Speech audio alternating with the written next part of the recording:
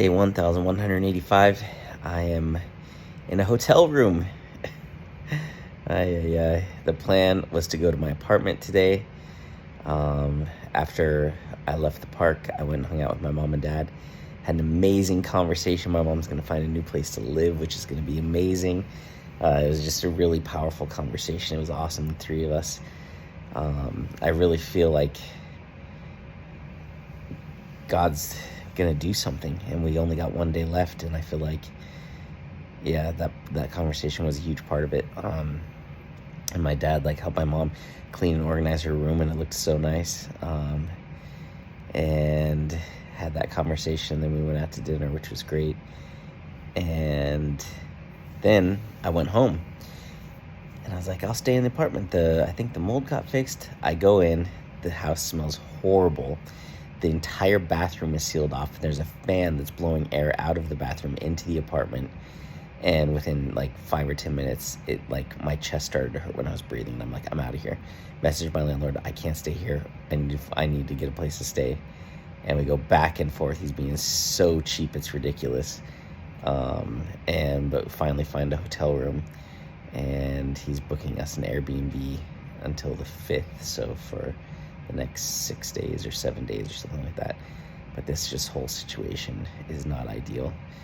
The place we went to today for the Airbnb for the next 7 days sucked. It was gross. It was nasty. So we left that, and then my plan was to go home, and I went home, and that sucked. And so now today, this hotel is the third place I've gone to today to sleep, to live, to settle in. And so I have to check out here tomorrow morning at 11. I have a call with that pastor's wife tomorrow at 10 to go over questions that her team has about the program, all that good stuff. And so today was a lot. It was a lot. But I know God's doing something, and I could either be overwhelmed or I could just laugh and rejoice, and that's what I was doing. And so I'm in great spirits, but I'm very tired, and so I'm gonna go to sleep, do that call tomorrow, and then go hang out with my mom and dad all day. That's the number one priority, is to hang out with them and have a great time together before my dad has to fly back. So yeah, and then tomorrow night I have to go move down to Venice. So this is crazy. And so, but I know God's doing something, so I could be stressed, overwhelmed, frustrated, or I could just be grateful, and I'm very grateful. So, and I just know God's doing something, so what's the point of getting stressed and frustrated and overwhelmed and angry? There's no point. God's doing something. So, yeah, crazy day. Crazy day. And my dad started looking for places for my mom on Craigslist. The second place he found, it was female roommate wanted free rent if you clean, do laundry, and take the dogs for walks every now and then. And it was perfect for my mom.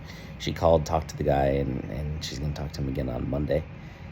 And it was in Newport Beach, which is super fancy. It was just wow, just right off the bat, just a place like that. And so I'm gonna help her find a bunch of other places, and she's gonna get out of there, because the place she's living is just not, it's not it. Definitely not it. So, it was a really, really intense day. I don't know if we're ever gonna be able to go back to our apartment. I think I'm just gonna have to find somewhere else to live. The good thing is our landlord has to find us a place to stay for the next 30 days and pay for it. Somehow he still expects us to pay rent, which is just crazy. And the law in California says that if there's mold, then we have to stay somewhere else, and the landlord has to pay for that. And while that's happening, we don't pay rent. But somehow he's expecting rent, which is going to be a whole other conversation on the 10th. So, and that's it.